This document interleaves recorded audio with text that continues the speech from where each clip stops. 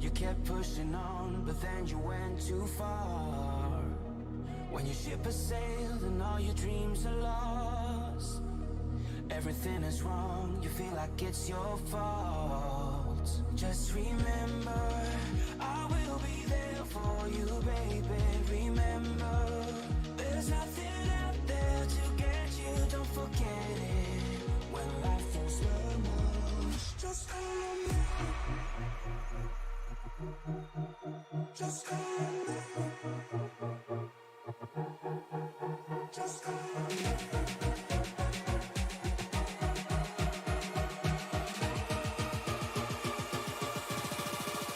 Just call me.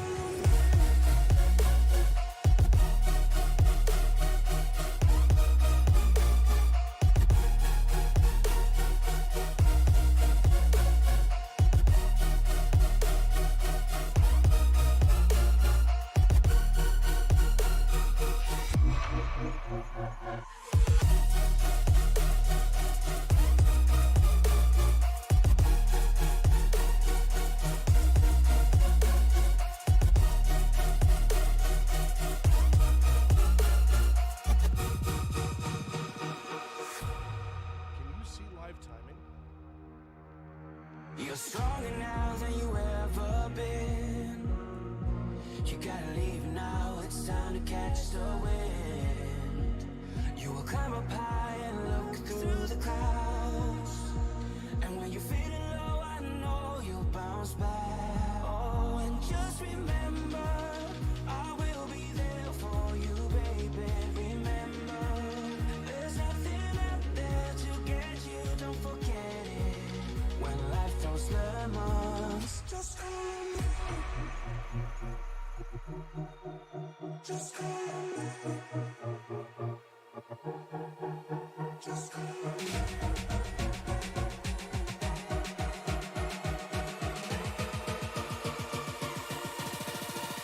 Just call me.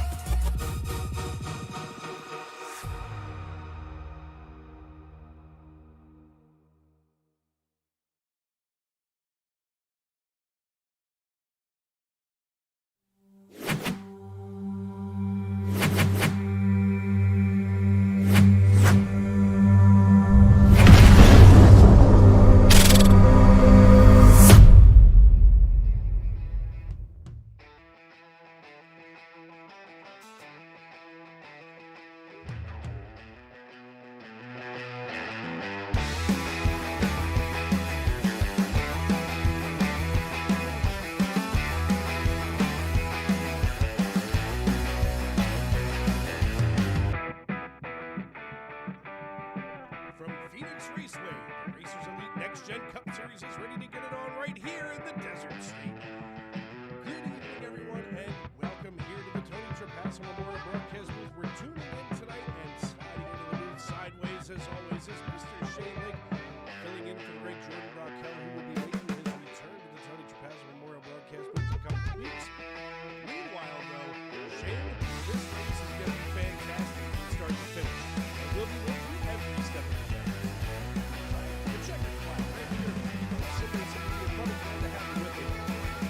Hey man, it's Phoenix. It's 120 laps.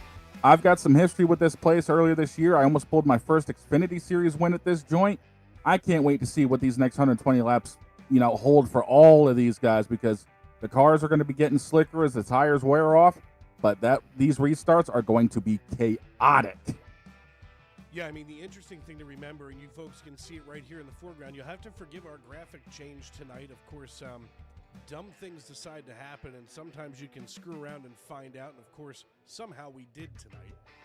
But long story short, you're coming here, we've got the dog leg, so as you come out of turns 3 and 4, you've got that little section where it's basically a very, I am going to choke Frank Marchese. He will not stop texting. Oh, God, here we go. Short, I can't, you know what, I shouldn't say that. The man's in recovering from surgery. But you've got a really short straight. Frank? As you're saying, we've got a really short straightaway here, and it's wide enough to put 8 or 9 cars as you hook a dead left at the start-finish line to run that dogleg. So the only peril is coming back up the track. The car wants to bounce excessively hard. So it's going to be a risk versus reward situation. Doing a little bit of an audio check here. Alan Bergen telling me that I'm quiet somehow. I've never been accused of that. Alan, you sure your headphones aren't fully cranked up there, Chief? I mean, usually the brainstem isn't, so.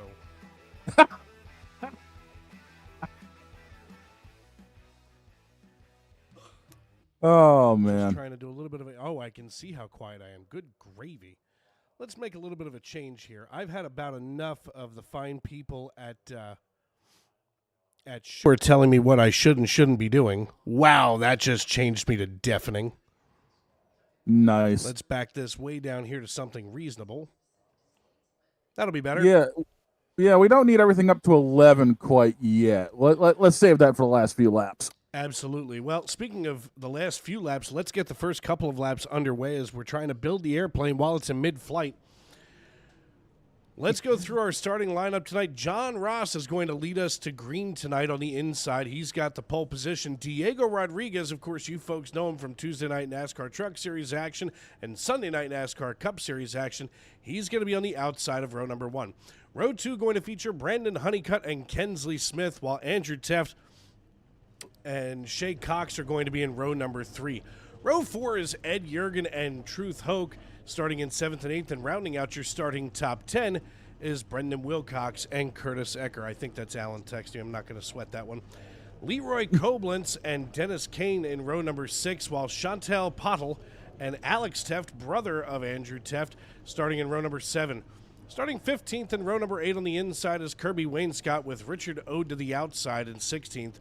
William Skinner is going to be here on the inside of row number 9 alongside of Eric Dodd, with Aaron Marquis and Troy Thomas in row number 10. Starting shotgun on the field tonight is going to be Rob Yost, unless Alan Bergen figures out where to hit the start racing button. It's either that or Alan's going to wind up the Phantom of Tony Trapasso. You know what? That might not be completely inaccurate tonight. How much battery is on the telephone? 14%. We'll be fine. Now, folks, if you're going to text me during the race, I'm now putting Do Not Disturb on, which is usually reserved for radio only, but just saying, I love y'all, but I got stuff to do. Daddy's got to work. Man, I've already got my stuff on silent, and ain't no one pestering me until afterwards. To be fair, nobody wants to pester you. They never know if you're alone with a bottle of lotion. Man, what the hell did I do to you? Nothing. That's all I had there. That's all I had in the basket. Really, I was reserving that for Alan. Oh, he's chasing his first World of Outlaws Pro Series license. Well, listen, here we go down the back chute. This is a very long time without the iRacing.com pace car leading the way. But right now, the only thing that's left to do is it's time to wipe the visor and adjust the 5-point harness. Grandma, grab some popcorn, your honey buns, and settle in. Race fans, it's showtime! Off we go into turn 1 through the dog leg, and John Ross controlling the field. Yeah, he ended up getting a huge jump going into 1 and 2, but I can guarantee you right now that pack is going to be swarming him before too long. Yeah, I mean, 120 laps, the scheduled distance tonight. It's going to be a long time, lap-wise, but I'll tell you what, that should pretty much break this thing down into a bout, and I'm just taking a pretty wild guess here. But about a 3-stop race. Now, a lot of these guys are going to try to break that down into 2 stops, but I don't see that tonight. No, I really don't either. The way the tire fall off is going to be, your best bet once the thing starts sliding around, get yourself a fresh set and bring it back out for another run, because you're better off trying to go 340s than 260s. Now, granted, we might end up biting the bullet on this one and being completely wrong, but, hey, we're commentators. What do we know, right? I know absolutely nothing. Oh, and here we are. caution number 1 of the night. Now, here's what's interesting. SDK is working just fine for replay controls and everything else, but it won't send graphics. Curtis Ecker gets a little, wow! I shouldn't say a little loose, good Lord. Yeah. You gotta love having tech fun tonight. I love my job.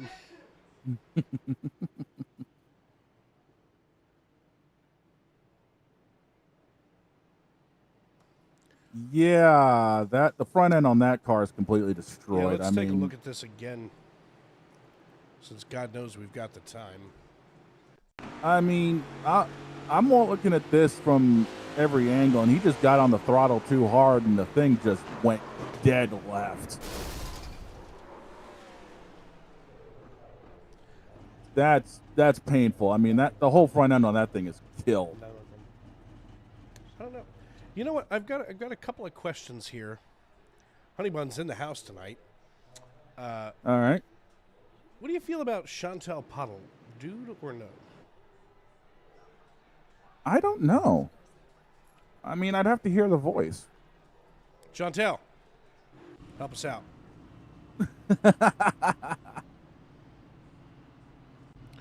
Get ourselves realigned here. John Ross going to bring us back down to green. It looks like, speaking of which, Chantal, Truth, Chantal, Kirby, Rob Yost, Troy Thomas, Truth Hoke, and Curtis Ecker. They all went down pit road. That's an interesting choice to get this thing started. Tires aren't even close to. Oh, just an extra 5 laps of fuel. I mean, anything can happen. Oh, yay, 5 laps. Well, you know what? Right. I mean, it's a little early to be worried about the 5 laps. Well, I mean, this is one of the big races trying to get into the playoffs here. I mean, there's a couple races after this, so any type of weird strategy could work today. You know, we say weird strategy, but I'll tell you who's really good at playing that strategy game here, and it's Andrew Teft. Whoa, too much. Andrew Teft. I'm not saying that just because he's the chief cook and bottle washer over here. Andrew Teft just so happens to be, like, in my opinion, a mad scientist when it comes to, you know, saving fuel. Yeah, he's definitely been, because I've been watching as often as I've been around for the Racers Elite. Any race I've seen with him that's come down to fuel mileage, he's always been up towards the front at the end of it, because he knows how to get the last few drops of fuel out of the tank and end up, you know, surprising everybody. Well, let's see if he can pull that one off tonight. Of course, right now, Andrew running in 4th position. We do take a quick look here. This is the second to last race before their playoffs. Yeah, and there are people who do need to make some moves going into the playoff season. So it wouldn't surprise me if one of the contenders tries something funky and finds out it actually ends up working here tonight. John Ross gets the jump over the rest of the field. He maintains his lead here on lap number 7 of 120. Diego Rodriguez duking it out right now with Ed Jurgen in the number 92. He's got the 92 Chevrolet Camaro side by side now, tucks himself just behind Diego. Go, Diego, go, as he chases down the 13 of Brandon Honeycutt. Honeycutt, as we look out from the rear bumper here, he's got nothing but Diego Rodriguez all over the rear end. Diego's going to stay up there on the racing surface. He's not taking the apron and coming through the dogleg, cutting that short, as we see with so many of these drivers. Diego's taking his time and staying on the racing surface. That's going to save his tires in the long run. Yeah, it is. It's also saving the suspension. It's also saving the front end of that car, because it is a very abrupt change going from the racing surface all the way down to the apron and then back up again. And these cars, I've done it here myself a few times, have been known to actually hop when they come back up track. So, it'll be good to be able to keep it underneath you a little bit longer and save the tires just that much more. Well, and something that I noticed here with these next-gen cars, you would think that they would take that transition a little bit better than, you know, their solid axle counterparts. But something that I found, at least, you know, to some degree, was that the next gen cars actually are worse on transition between the flat and the banking. Oh, that's the surprising thing, is because of how stiff the springs are in these cars, it's what throws everything clean out of whack. I mean, you could run a softer car, and I did an Xfinity just for a test run a long time ago here, and the car will suck up all the bumping and everything, but a next gen car, it'll never do that.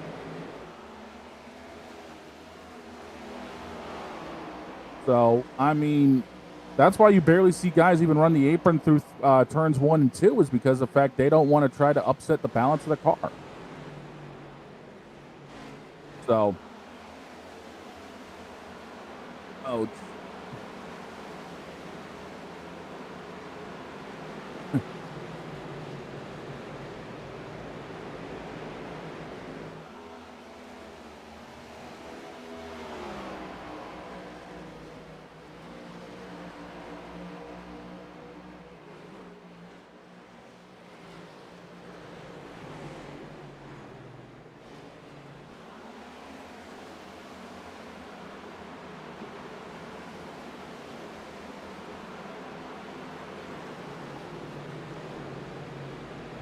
yeah, and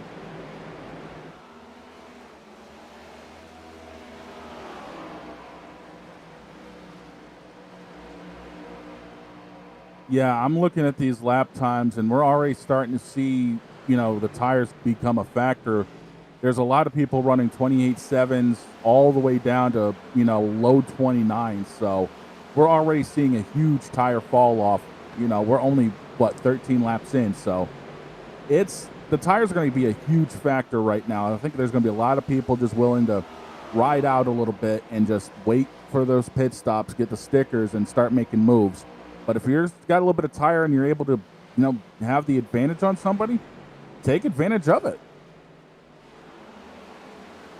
You ever fall in love with somebody who has obsessive compulsive disorder? Yes. Let me just tell you, this is about the most insignificant I've ever felt as a human.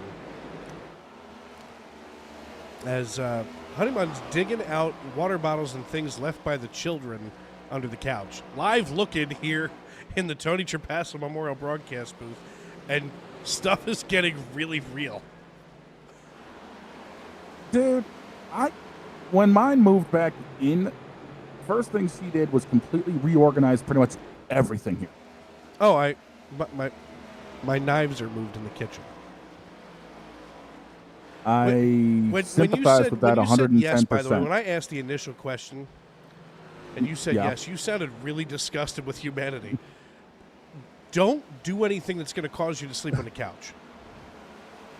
Playing a very dangerous game, sir. Don't worry. She's already looked at me like a one-eyed cyclops that's cockeyed anyway. So, I mean, what's the difference?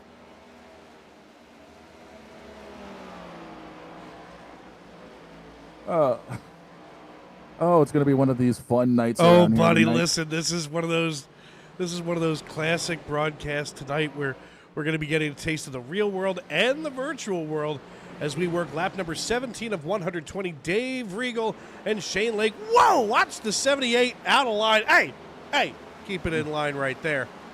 That wasn't the 78 either. I'm yelling at the wrong person. That was the 7 of Shay Cox. Cox getting out of line. I've got nothing. Right.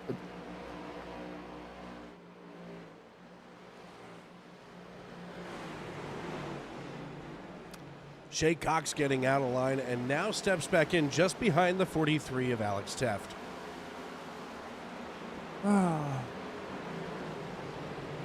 Yeah, I think everyone's starting to settle down a little bit now. I mean, it's just, you got 120 laps. Save all the excitement for the end. Just click it off. Get yourself in a rhythm, because Phoenix is a huge rhythm track. And just start clicking off these laps until, you get through your first, second pit stop.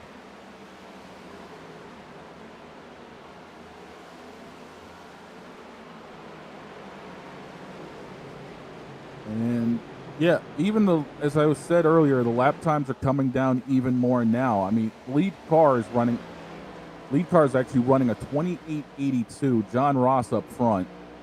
Diego's running a 28.9. Everyone else behind them is running low to mid 29-second laps. So we are already getting a huge fall off in the tire department. Yeah, I mean, we're going to see those tires fall off fast. I mean, first of all, to be completely honest, I can't read what. Wow, there's the 7 again. Cock's getting a little bent out of shape. But I can't see what our current track temperature is. Something tells me it's somewhere between, warm and surface of the sun. 79 degrees ambient, 113 track. So to answer the question, yeah, it's a little slick in Phoenix today. It's always sunny in Philadelphia or Phoenix.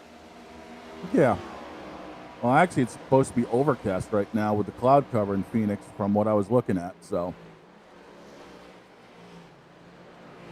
As it seems like we've got more people having problems today.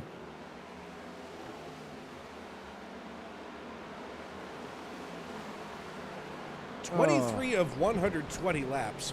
Glad to have you in here with us. You and I got to work on Sunday night together, as you have now been. I don't know if I know that the folks here on a Thursday don't know, but and actually, what this does is this does make a little bit of room for Jordan Brockel, who will be joining me in the broadcast booth on a Thursday night in the next couple of weeks. But basically, you have been promoted from work mistress to work wife because Matt Mettler has chosen to go do other things that don't involve hanging out with yours truly, as I'm tossed aside like a common whore on a Thursday. Yeah, well, Sunday I about had to get the frying pan for the last 60 laps because you dozed off. I didn't just fully doze off. I went full on sleep and woke up at like 12:30 sitting in my chair. I was halfway yelling at you for 60 laps trying to get you to wake up.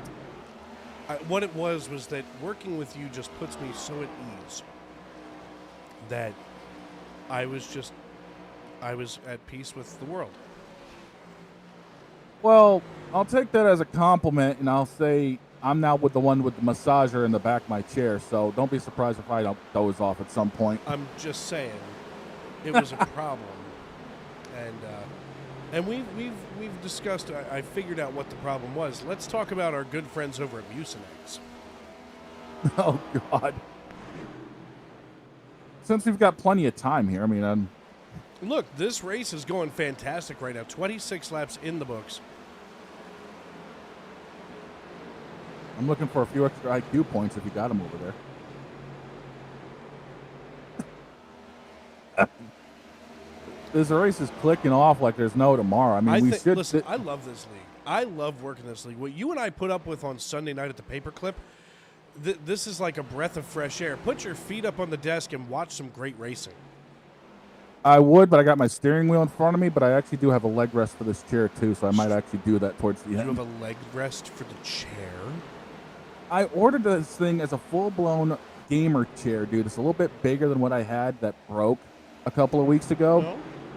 It came with a massage pillow for my back, a headrest pillow, and a leg rest that I can pull out and actually kick my feet up. Best $116 I ever spent on Amazon. Does it fillet you? As I'm eating a York peppermint patty. Come on, man. At least it's not a ring ding.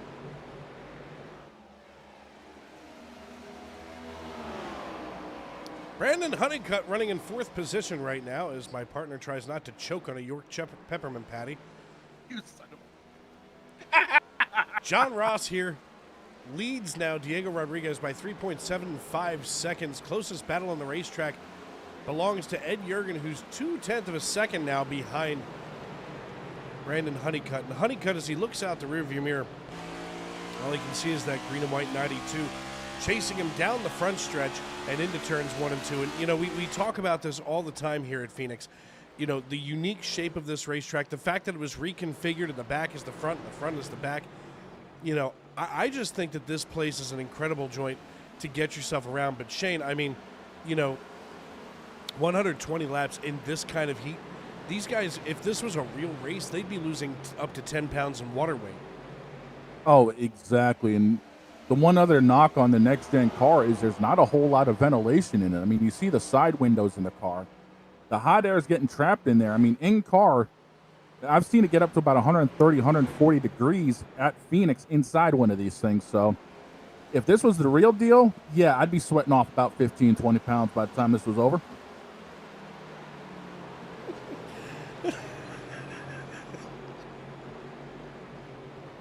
Who needs a sauna when you can just go drive a stock car for 3 hours? Just an update here in the Tony Trapasso Memorial Broadcast booth. The under couch area has been swept, and it's probably perfect.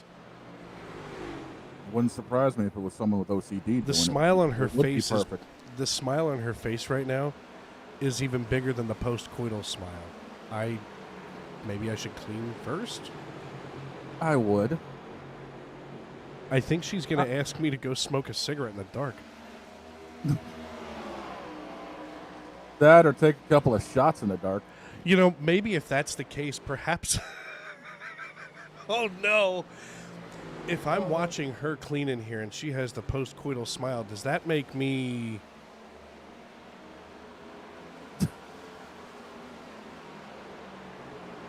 or just questionably observing from afar? Well, folks, as my partner goes to collect himself again, 34 laps in the books, Ed Jurgen here now gets around Brandon Honeycutt. This battle is going to be hot and heavy all night. Kensley Smith, a longtime racer here in the Cup Series, he runs in sixth position, down 2 from where he had begun. And right now, John Ross, Diego Rodriguez, they're exactly where they qualified, running 1-2, with Andrew Teft in tow, running in third after qualifying in the top 5. Oh, this is going to be one of those Thursdays for sure. Oh, brother. Oh, I can only imagine what's going to happen on Sunday. Yes, I'm going to be around for Sunday, too, so there you go. That's so hot. I might need you to cover on Monday because I'll be down at the Flyers. Yeah, I'll get somebody in there. Maybe I can... I'm hoping to go to the Flyers and not be let down because the Phillies hurt my soul. The Cowboys hurt my head. Eagles. I've now had Eagles chanted into my ear. Yeah, well, the only team that town. currently isn't the only team that currently isn't hurting me is the Celtics. New England brought out the pastor in me. Let me just put it that way. The pastor in you, like pasteurization? No, as in for the morning show I do, I actually had to unleash Father Sean O'Shaughnessy. Father Sean O'Shaughnessy. If that is not sin waiting to explode like The Exorcist.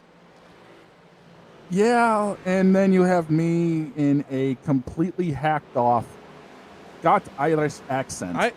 Can we talk about whatever's going on with Shay Cox? Now, I went here to take a look at Rob Yost, and while you were talking, just watching Rob Yost, and Shay Cox cannot seem to keep it off that inside wall. Cox is bouncing everywhere. Well, I just don't think the car is happy right now. Either he's just getting on the throttle too hard with this car, or he's mistiming the shift point, because I know a lot of these guys are downshifting into the corners and then picking fifth gear up again, going into turn 1 and into turn 3. There's got to be something going on with that car that is completely aggravated right now.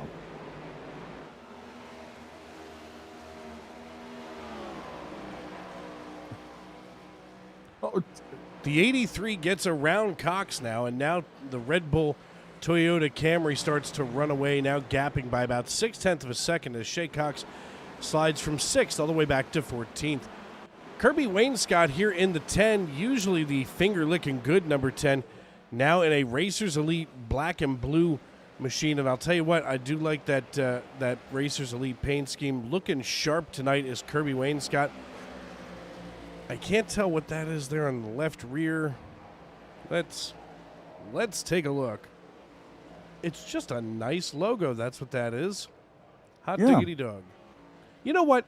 I am always impressed with what some of you guys can do with graphics on iRacing because, my old paint schemes from back in the day were very basic and just enough to make it look like I wasn't driving the stock paint scheme. Right. Nah, I've got a lot of stuff when I finally get back fully going again coming up because I'm actually celebrating my 20th year in sim racing, which means there's going to be a lot of platinum and there's going to be a lot of emerald on my cars. Visit Key West a lot, do you? I hear they got a pretty damn good key lime pie. That place, listen, buddy, I hope that you go next year. I do. Because that experience to Key West alone was worth some of the trip, most of the trip. Yeah, I have to figure out a way to do all that, but I'm sure something will come up. Yeah, I was thinking about hitchhiking or hooking your way down 95. Or both. Yeah, like I'm going to get 1,600 miles down on 95 doing that. It's fine. It's fine. You don't have enough faith in yourself. I mean, you could be like the homeless guy that I talked to tonight at Family Dollar while I was picking up beef broth. Wanted to know what we were having for dinner. Told him, come on over. Nice. You can't be all over like that, though. Oh, jeez. Can you imagine honey buns not only as a delicious treat, which you can pick up in many Wawas across the country, or at least across the region, but also a fabulous cook all at the same time? I could believe that. I mean, we don't have any Wawas up here in Maine, but I'll take your word for it. You've definitely got some maniacs, though. You see what I did there? You're not wrong. Trust me. You're not wrong. Thought it was interesting to see a red corner up there the other day, huh? Look at you. Yeah, Vote don't your ask me conscience. about it because I don't know what to tell you about that. It was cute. I thought it was adorable. Yeah. It's like everybody just... Do you remember... Did you ever see Robin Williams do stand-up? I've got a few of his actual stand-ups on my YouTube, yeah. All right. There's a certain drug that he spoke of called Blanketol. Bleep it all. Yep. It's almost like everybody just woke up from a heavy dose of Bleep it all. I mean, he's not wrong. I'm just saying. Trust me, he ain't wrong. You've got to find... I think it's weapons of... words of mass destruction or something. I don't remember what it was. Something like that, yeah. Fabulous stand-up. I mean, and then he talks about, coming out of the bleep it all coma. Yep. And who's the president? just wait till you get to that part. You will indeed urinate in your pants. Oh, that doesn't surprise me any. And actually, speaking of Robin Williams, the way he did the Scottish accent for talking about golf is kind of where I drew inspiration for Father O'Shaughnessy. No, that's fair. You have to watch on YouTube. Check it out. All of the Robin Williams appearances on the Late Late Show with Craig Ferguson. Mm-hmm. Fabulous. It's like 55 minutes, and it's worth it, and you won't be upset that you gave those 55 minutes up. Take a look here at Troy Thomas in the 3 machine. As we take a peek back at the race. Troy Thomas running in 12th position right now. He's got the Austin Chevrolet up 8 positions.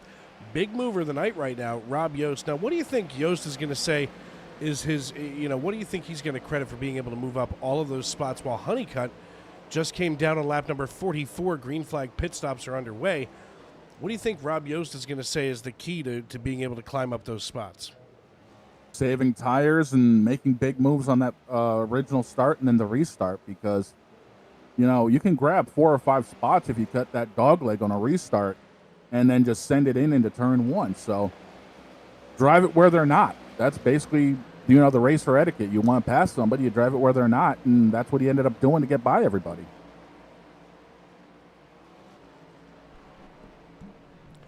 Watching oh my sweet mother of Jesus. watching Oh, a boy. prank be done here on the old. Is this Instagram? Sure it is. It's Something the like Book that. of Books. Oh, sweet Jesus. I think that might be the day that you do have to come get me from the hospital. My big Oh, old boy. butt would be on the floor just stroked out. Looking like Peter Griffin on a bad day. Peter. Peter.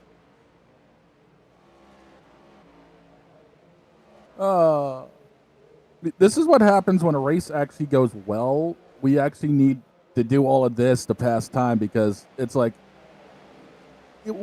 this is what we love with Racers Elite is the fact that we could knock this out in like an hour and 20 minutes tops. Yeah, and after the last few nights of calling, and I don't like to talk trash on other leagues, I don't. But after the last few nights calling races at Martinsville, Sunday night put me to sleep 60 laps early. Yep. Monday night, due to the combination of Mucinex and awful caution festivals, I had to bow out about halfway through Monday night's race and let Alan do the rest of the drive because I couldn't finish. I'm surprised I didn't get a text message from him on that. And then Tuesday, I got through the third race at Martinsville. I made it through, got to the end. Don't ask me who won. I'd have to go back and check because I was so mentally checked out. That's why I'm saying right now, watching John Ross, and this is a name that I don't think I've called.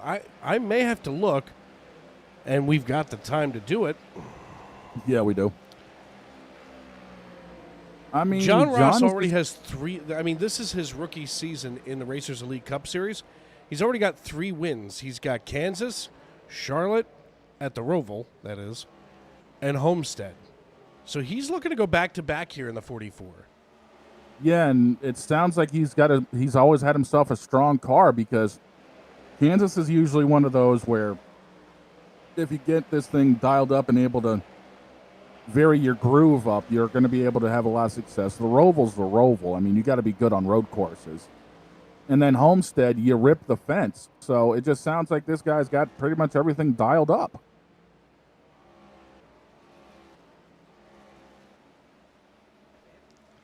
Just, and here's the thing. When you can win at that many different types of racetrack, I mean, you've got your intermediate, your road course. I mean, this is a guy who's going to have a great season. Yeah. And I mean it's 2 different 3 wins intermediate. is a great season. In fact, you know what I just looked at? I just out of pure dumb luck looking at the schedule and latest race winners. Mm-hmm. Out of the 5 previous races coming into tonight, there have only been 2 winners in this league this season.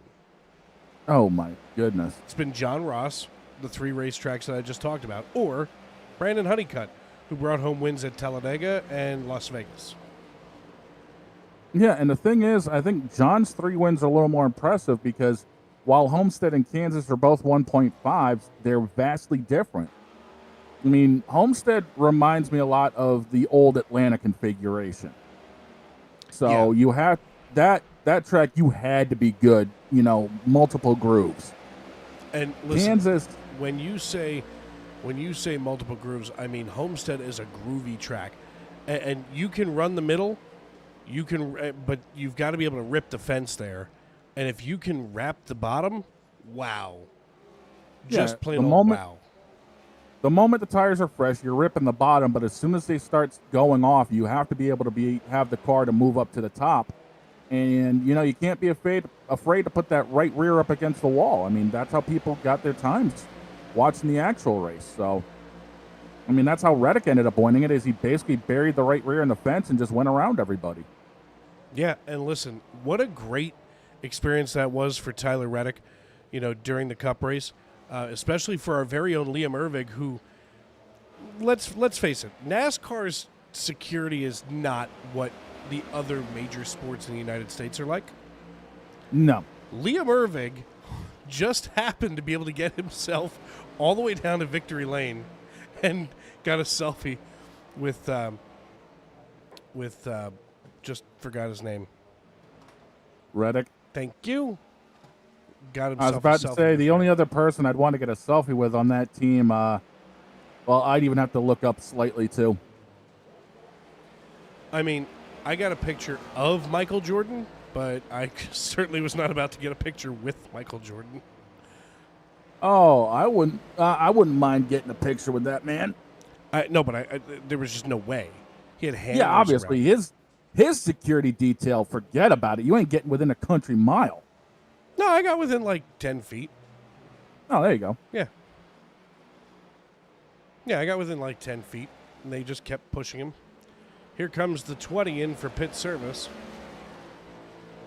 Green flag pit stops underway. They are going to do this on one stop. Yeah, that's the way this race is shaping up. That's not surprising. I shouldn't say I'm impressed. I'm impressed. I'm not surprised. Does that make sense? Yeah, I get it. I get what you're talking about. Because, I mean, normally here at Phoenix, you could go on a tank of fuel 85, 90 laps. But if I remember correctly, the tanks are a little bit smaller, so running 65-ish, counting the caution, that's exactly what you need to make this a one-stop race. John Ross coming down pit road now as he's going to be in. And this is kind of an interesting thing that goes on here too. This is an incredibly long pit road. I mean, pit road starts at the exit of turn 2 and ends at the exit of turn 4. Yeah, and that's just unfortunately what Phoenix has for pit road is one of the longest, if not the longest pit road in NASCAR.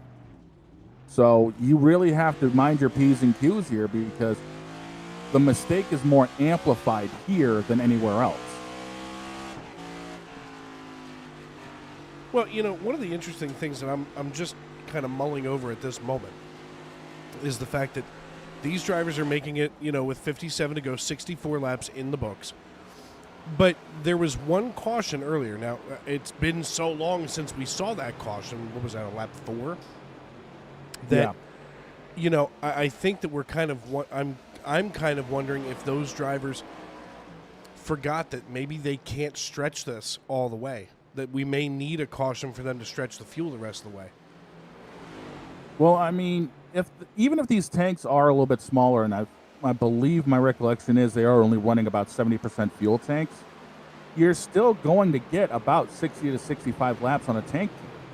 So it might be a little bit of a stretch depending on how things go, but also the big thing is with the tire wear that we've seen, you will literally lose 2.5 seconds from start to finish of a run. So that does save you a little bit of fuel. So it could still be done from now to the finish, but I think if a few caution laps did happen, it would be beneficial to everybody. Well, we'll have to stick around and find out, but the finale to tonight's race coming soon to a screen near you.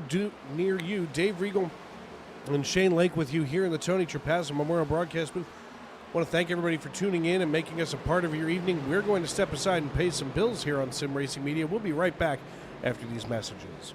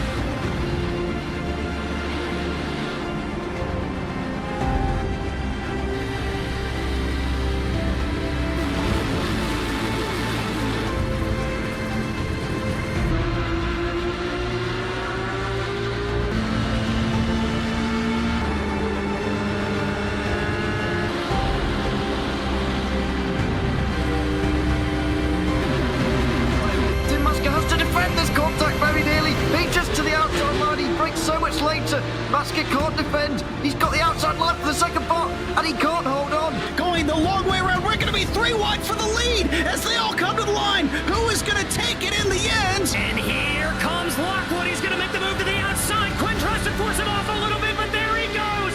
It's going to be side by side through turn 1. Will he be able to cover him off? He does.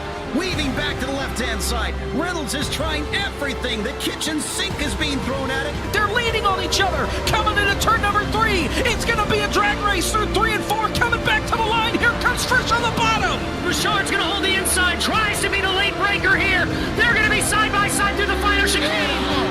They bang doors, but keep it clean. As that's still 4 wide on the run down into the back straightaway. Demerit's looking for a line as well. What is going on in Michigan? Novak into the fence. They're still beating and banging. Oh my and to goodness. the line. He is much faster coming through there. Is there damage on Challenger? Abramitis is ahead. There's going to be a race to the line. Who is going to get it?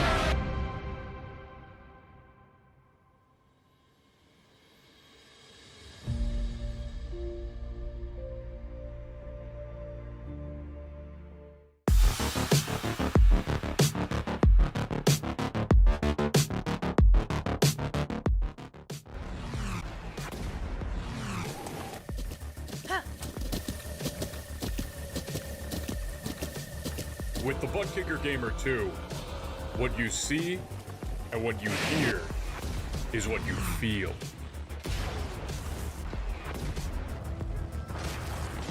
Butt Kicker. The future is feeling.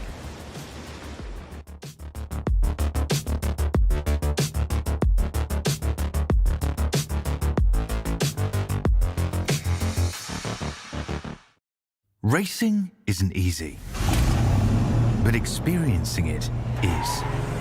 iRacing puts you in the driver's seat with the industry's leading sim racing game. Drive on laser scan replicas of the greatest racing circuits from around the world. Go head to head against other drivers chosen by skill-based matchmaking to ensure competitive racing at every level.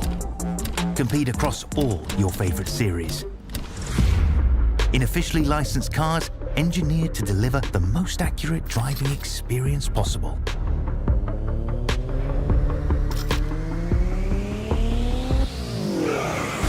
Join a race or host your own with players from across the globe.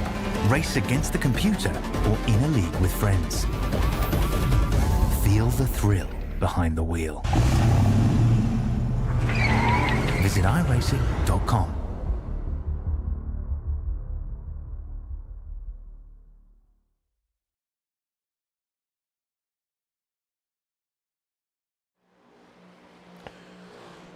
Welcome back to Phoenix Raceway, where with 43 laps to go, the Racers Elite Cup Series has been putting on a clinic of how to boogie around this piece. Dave Regal and Shane Lake with you here in the Tony Trapassa Memorial Broadcast booth. John Ross, who already has 3 wins on the season, leads this one too and looks to make it his first back-to-back win this season. The only other winner in this league this year has been Brandon Honeycutt. So it's the John Ross and Brandon Honeycutt hour here on Sim Racing Media. Yeah, that doesn't surprise me the way, because being around with Honeycutt last season, he had a lot he could do. And now we're seeing the top 2 cars in this league driving 1-2 right now, but Ross is just pulling away.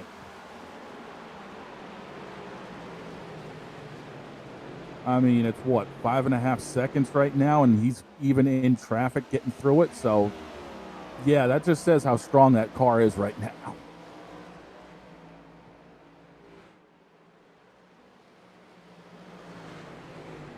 But looking over the rest of this right now, honestly, everyone's going to need a caution to catch up to John Ross, because there's no chance that 44 is going to falter right now. None. I've been watching NASCAR 30-odd years, and I've seen cars like this put on clinics before, and this is looking like another one right now. And once again, just the tire fall off. I'm looking at these lap times on my screen here, and Honeycutt end up just losing about 2 seconds to him, and I think Honeycutt's got a problem. Honeycutt coming down pit road. Is he pulling a strategy move? There'd be no reason to, right?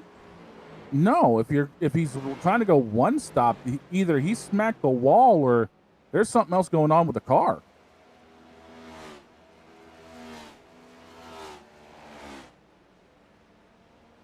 This is beyond unusual. This is different. I mean, I'm not seeing any damage to the right side of that car, so there's got to be something going on with that 13.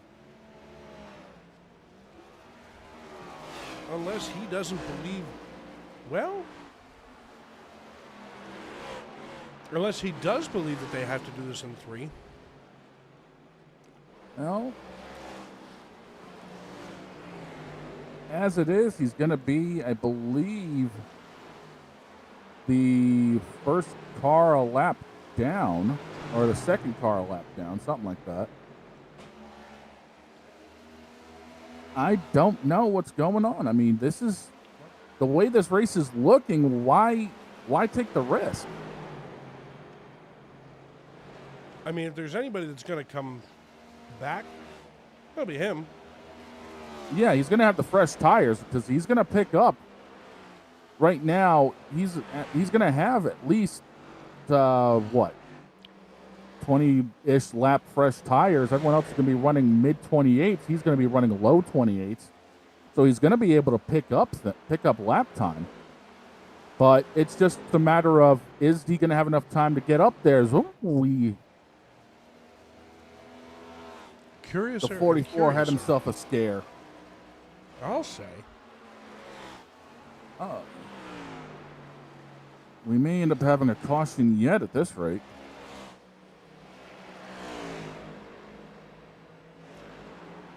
Well, 35 laps to go with 9 cars left on the lead lap. Shea Cox, the first car a lap down.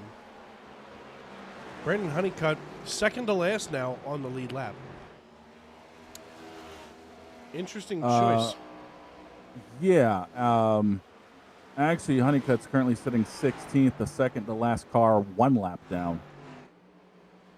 So he's got a ways to go to get back up to a position where he could fight for this win.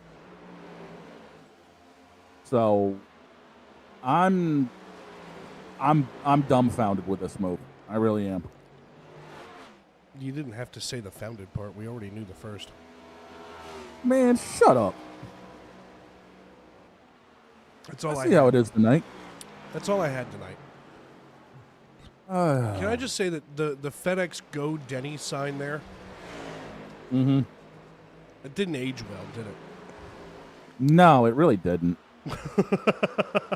It didn't age I at saw all. our very own Angel Santiago post on Facebook today. Marked safe from Denny Hamlin winning a championship. Rip. You know, there are some drivers, you know, I don't like to say that it's superstition or it's karma or things like that. What have you, yeah. But Denny Hamlin has played the jerk for a long time. And I have a feeling that karma is making him pay this. If he's been playing the jerk for a long time, what's Logano's excuse? There is a special place in hell waiting for Joey Logano. That's what it is. Well, him and about half the officials currently in NASCAR, depending on the fan base you ask. You know, let's talk NASCAR officials, shall we? We got time. First of all, NASCAR officials are, to me, among the most lazy in all of sports because they don't actually do much. True. They stand there with their arms folded across. First of all, if your friend is there working on his car, let's just say he's replacing a headlight. You, as a good American, and it's not just being a friend, it's about being an American, you're going to look at your buddy and be like, hey, man, you need some help there? Right? No, not this guy. He's standing there dressed like a sperm, just observing. Yeah, pretty much. Like a giant stalk of cauliflower, and dumb as such cauliflower also. Yeah, and the only thing he's there to do is just point out if you have the lug nut on or not, or if there's any problem with the car. And then, because when I say lazy, because they do just stand there with their arms folded across their chests, and then to top that off, if you will, it's not like in hockey when they have to keep up. Like, my favorite move is the ref along the wall, like along the glass, jumping over top of the puck while it skitters underneath him. I love that move. In football, they're trotting up and down the field the same as basketball and soccer do. And even in baseball, they've got to get out of the way of that friggin' ball. Yeah. Right? I hear you. But NASCAR, they just stand there, arms folded. Yep. I get it. I mean, I could go do that right now, honestly, but yet again, I don't want to face the wrath of certain fan bases. Like, I go to Jiffy Lube to get the oil changed, right? Yeah. I don't even want to make eye contact with them while they're under the truck, and I'm sitting in there, nice and comfy. No, I get what you mean. Trust me, I've changed my fair share of oil. I know what you're talking about. Right. I get it. John Ross now with a nearly 11-second lead over Diego Rodriguez. Yeah, with about 15 laps to go. Like I 25. said, it's going to take, 25 to go. Yeah, he's going to need some, everyone's going to need a caution to bunch this back up because this 44 is long gone.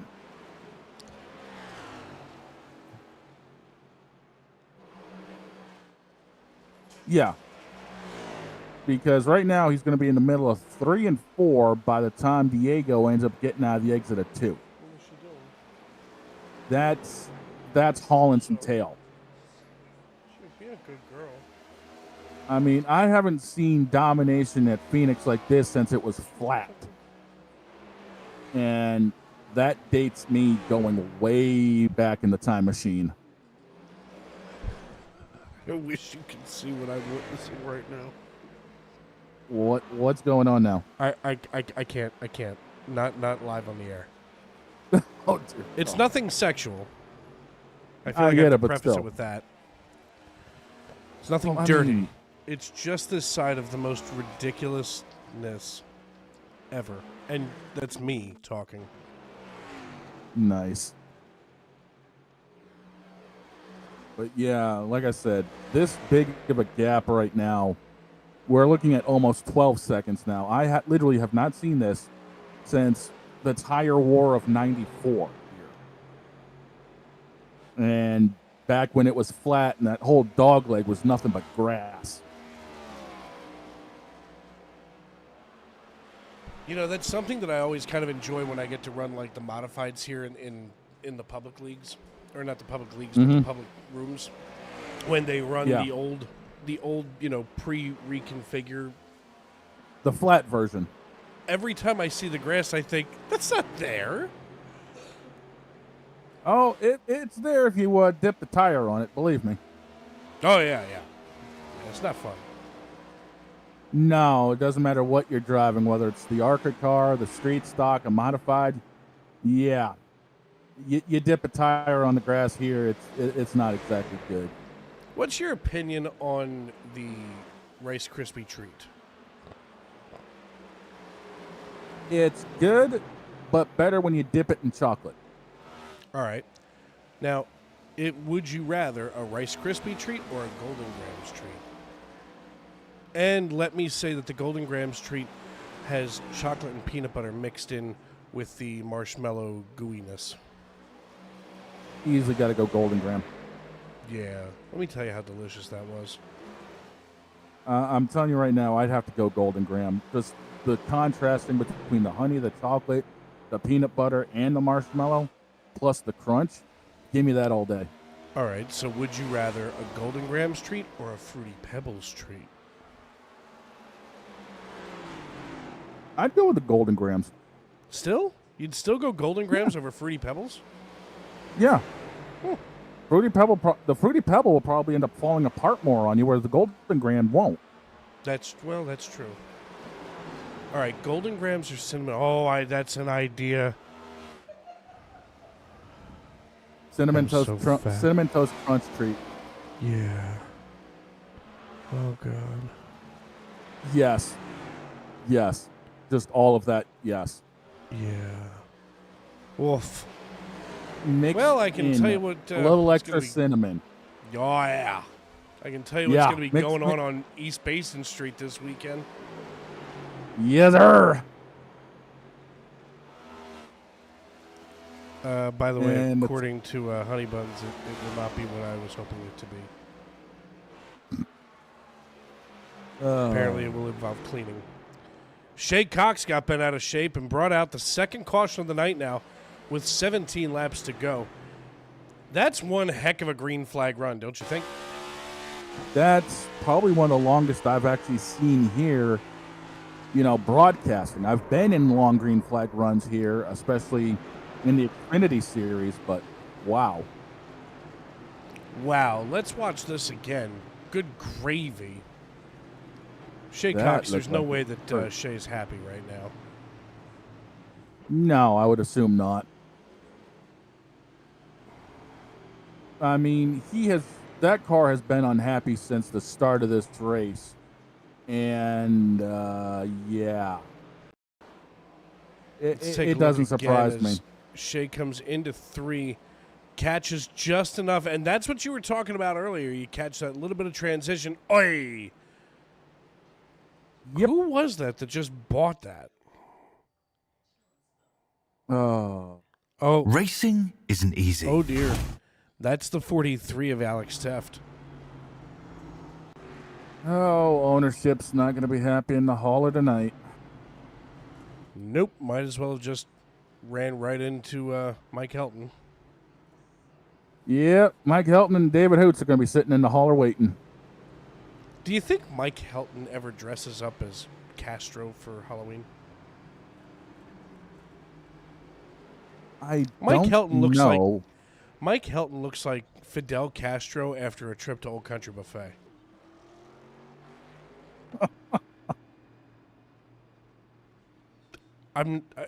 If you have a different You're opinion, not of who he might- wrong. The sad thing is you're not wrong. Does Andy Reid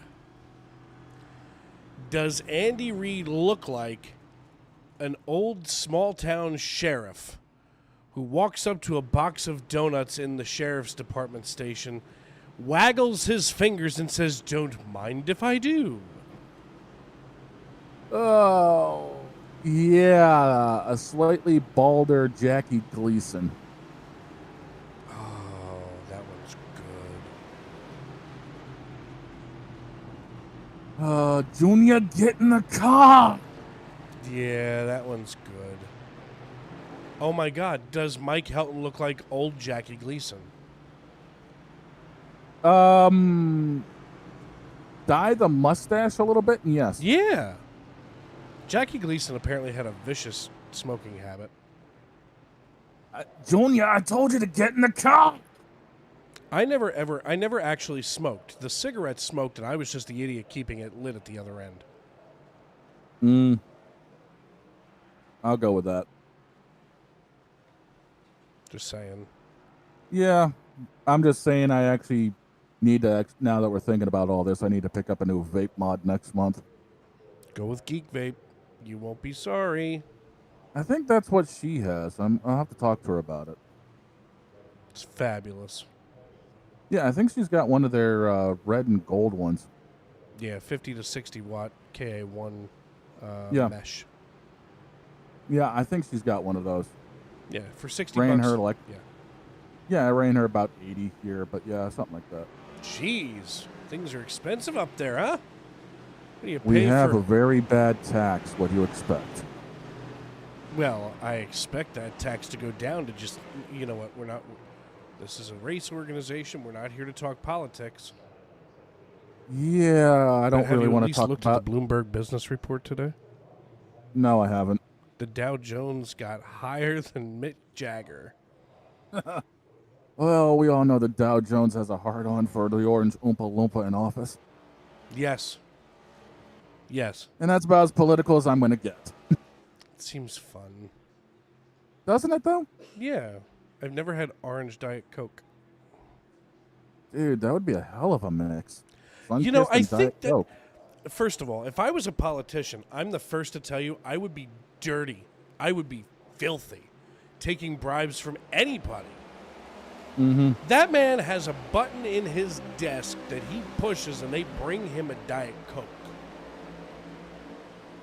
Bruh. I'd be like, I'm sorry, how much did you say that you're up? 12 to go, another caution. Cautions breeding cautions now tonight. As Brandon Honeycutt, who had such a great run earlier, got back onto the lead lap and now almost immediately yeeted. Let's take a look and see what happened. Where did my mouse go? Can't do it without it. Looks like he got good old Jey Uso'd on that one. He said, I got it. I don't got it. You know what the worst part is? He really had it.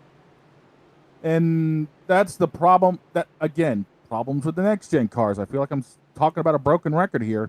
You get one chance to save this car with the rack and pinion steering, and then forget about it. That's it. You only get one rotation. Yep.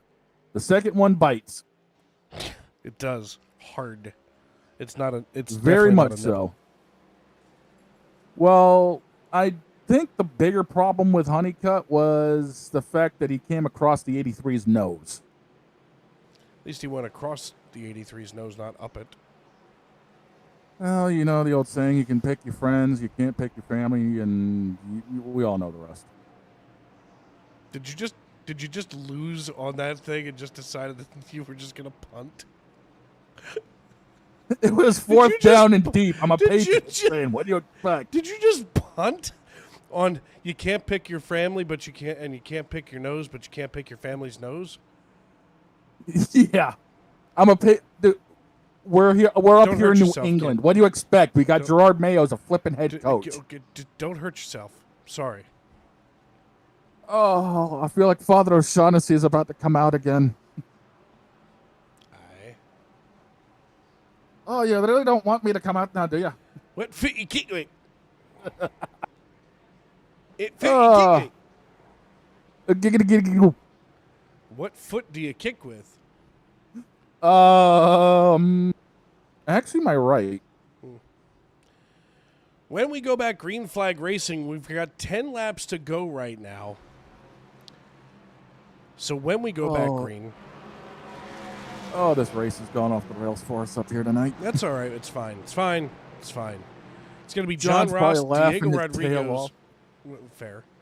John Ross, Diego Rodriguez, Ed Jurgen, Andrew Teft, Kensley Smith, Truth Hoke, Dennis Kane, Richard Ode, Brendan Wilcox, and Alex Teft. Your top 10. What do you think? Look, I mean, right now we've seen Rob Yost Jr., he's still running plus 10. Biggest move of the night. Do you think that we have somebody who's not John Ross bring home the checkered flag? Because the way he's been restarting on the inside, he has been jumping everybody on these restarts. He's been timing it beyond exceptional. The only way somebody is going to be able to beat him is if they hang on his door going into turn 1. But even then, good luck. It'll be 8 laps to go when we go back green flag racing. I want to thank everybody for tuning in tonight. Here in the Tony Trapasso Memorial Broadcast booth, Dave Regal and Shane Lake bringing all of you the action live here on YouTube. Haven't checked out the youtube.com live chat. Oh, Alan's checked in a few times. Mash on it Garage was talking about Troy and Truth. Heather checked in talking about the 20. Yep, Heather checking in on the 20, and Julia cheering on the 43 of Alex Teft. Speaking of which, we just happen to be floating on in that moment. Yeah, that's perfect. The boys in the truck are actually earning their pay tonight. We're going to be 1 lap to green. Oh, this is going to be fun. We're going to have ourselves a nice little Thursday night shootout.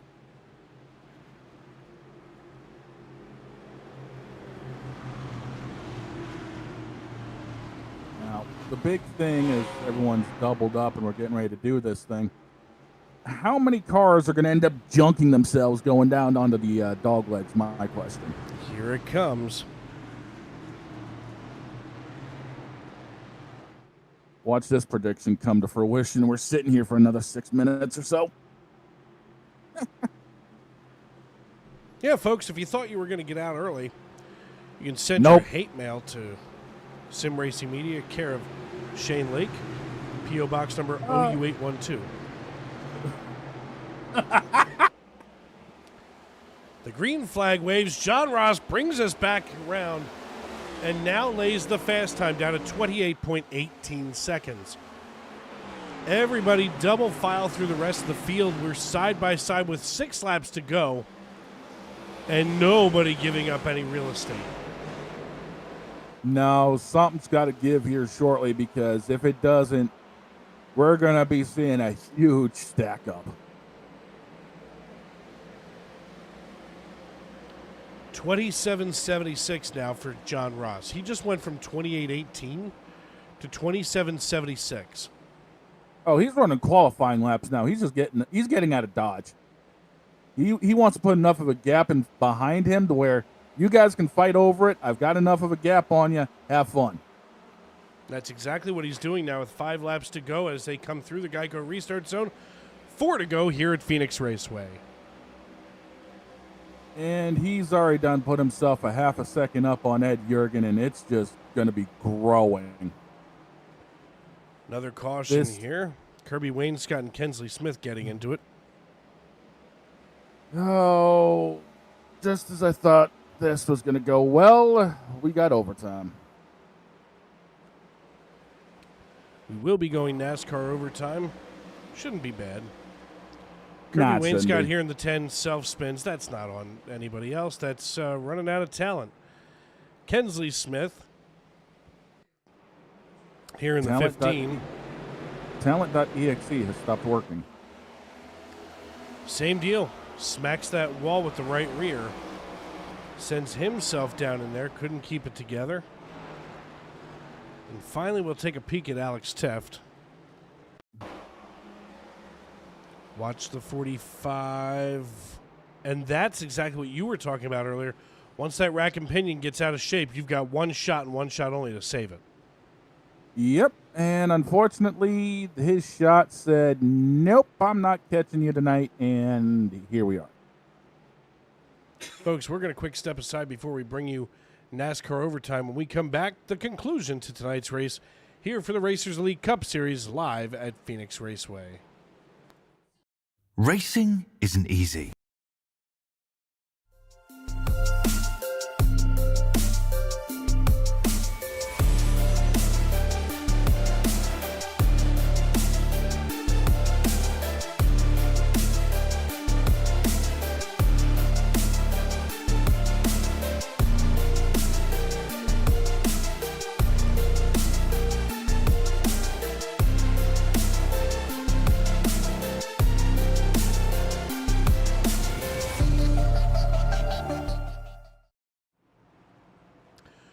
Welcome back to Phoenix Raceway. We're getting ready to engage NASCAR Overtime. And folks, what that means is that when the green flag flies, we will race around back to the white flag. If the caution should come out before the white flag flies, we will rack them, stack them, and do it all over again.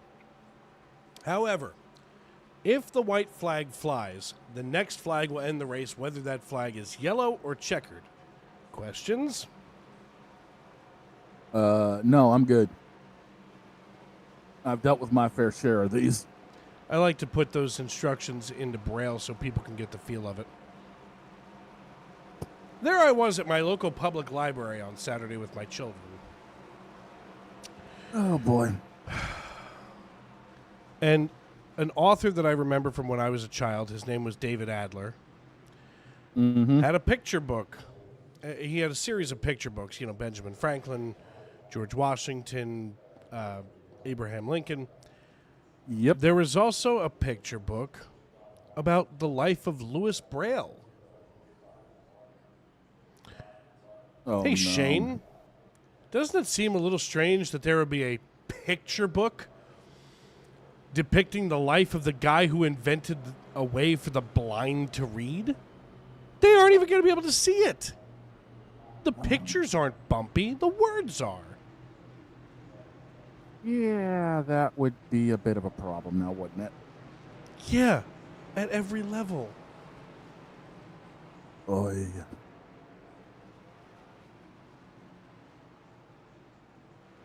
I felt like I had done something wrong. Just for observing that alone. No kidding, right?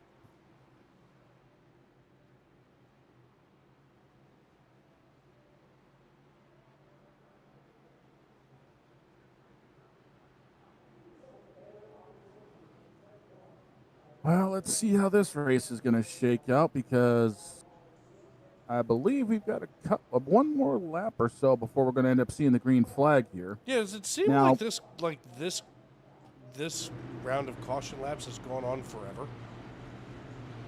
Yeah, it kind of has. But, you know, usually at the end of races, it'll feel like that.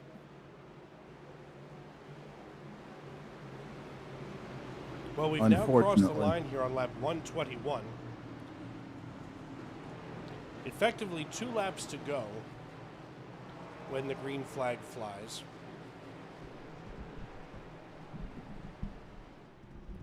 And I got to be honest, Shane, I mean, you know, I'm looking at these drivers. I see John Ross with control, but, you know, there's a lot of drivers here who haven't seen victory. I mean, literally everybody. No, wait. Yeah.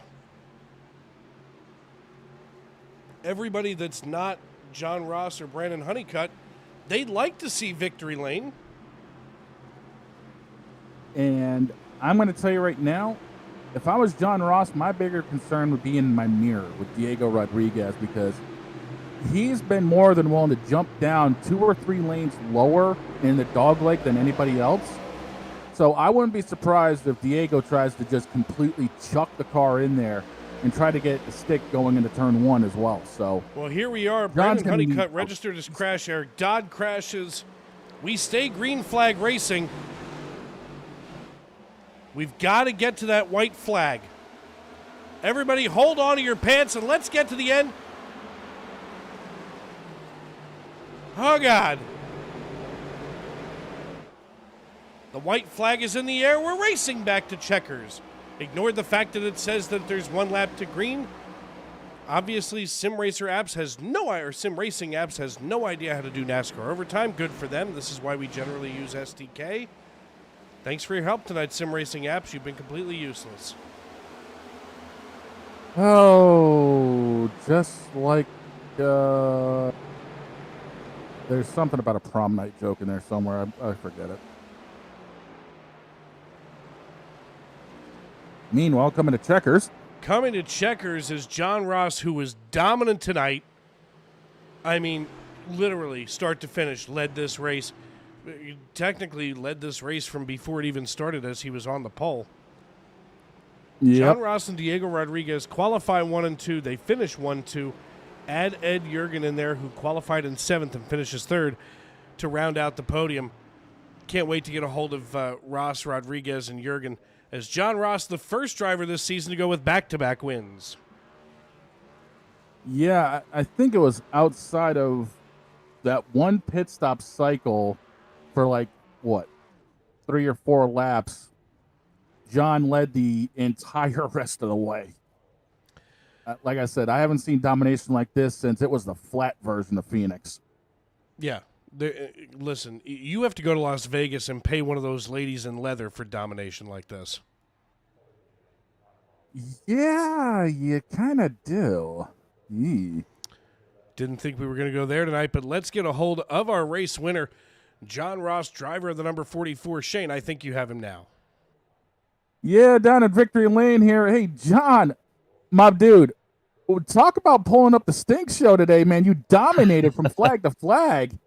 What do you have in that 44 car? It was a good run. We did quite a bit of practicing here, especially with the temperatures, because what was crazy about this is it went all the way from like 120 degrees track temp all the way down to like 92 at the very end. So I think it was really paying attention to the temps on the track and making sure that we saved tires throughout the run. And I had a lot of help, and I had people in my ear telling me how far ahead I was and things like that, so that I can manage the tires. And then obviously it was getting in and out of the pit safe, because man, that is a tricky pit road to enter. Yeah, it is. We were talking about it earlier, how long this pit road is, and the entrance does kind of come up and surprise you. But, the biggest thing I'm looking at, you laid down your ultimate hot lap towards the end of this race, dude, a 27.76. Dude, I don't know what else to tell you outside of that car was hauling today. And you're the first one to go back to back, this season.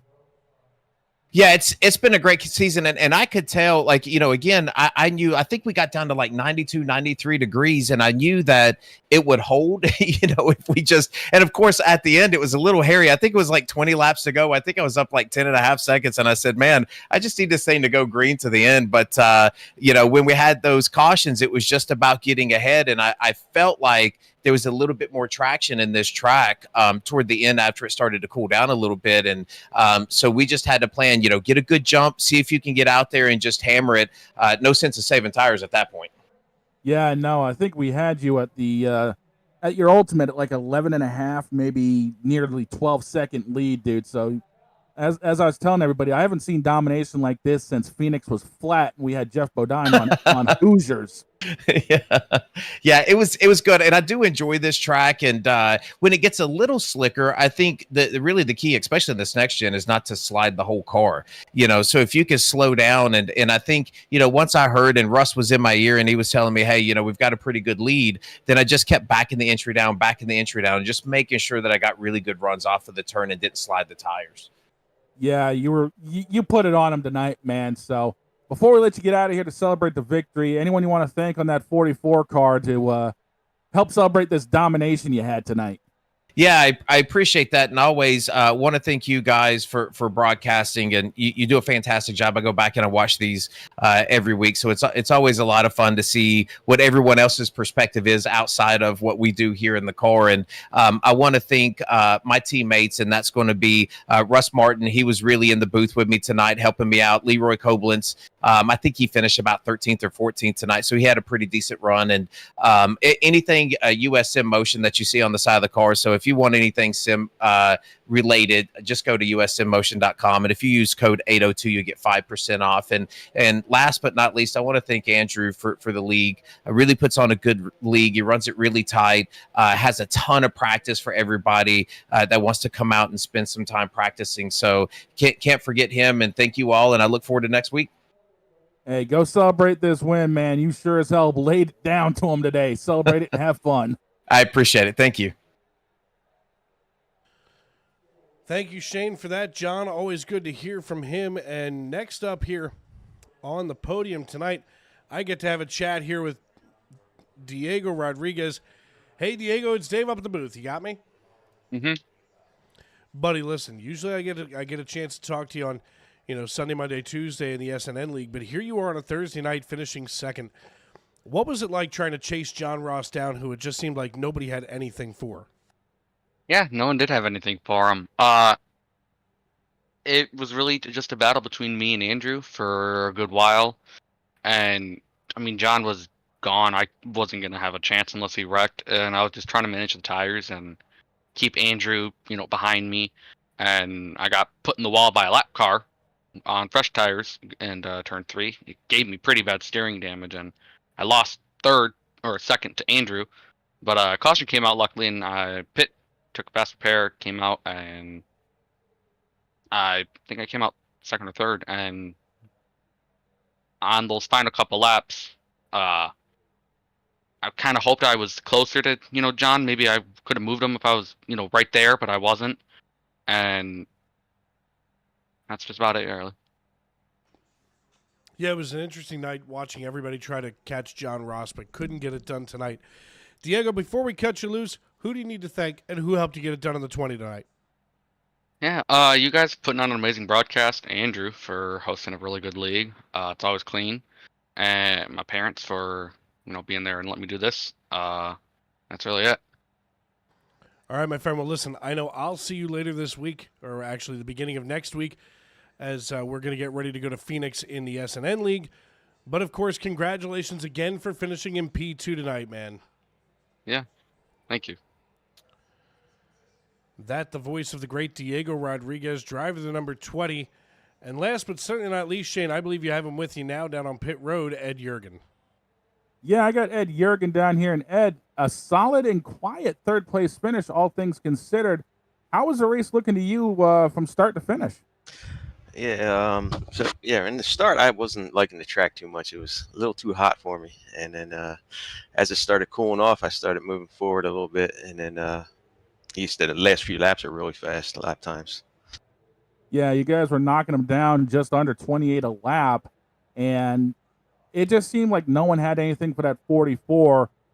If that caution came out differently towards the end of this race, do you think you would have had anything for him, or are you still more worried about maybe just settling in for that top 5 finish you end up picking up today?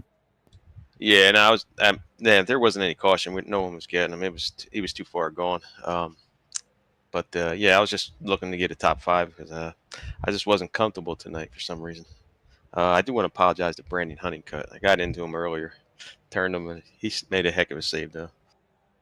Yeah, we caught that, and, that was definitely one of those saves of the night for him. And, that's just how racing tends to go. But, there's always next week to pick things up. Before we end up cutting you loose tonight, man, who helps you get it on that 92 car you want to thank for the P3? Yeah, my wife and kids, and Jurgen's Lawn Care for sponsoring me, and you guys for putting on a great show, and Andrew for this league. All right, well, celebrate this P3 finish, man. We will definitely see you next week. All right, thanks, man. Back up in the booth with Dave. Thank you, Shane. Thank you, Ed, as always. And, folks, it has been a night here at Phoenix Raceway. I can't say enough about the way they got these things, this race over with here tonight, Shane. Yeah, this clicked off. I think they had nearly a 100 and I want to say 10 to 115 lap green flag run after that first caution. So they definitely clicked this off at a hot pace.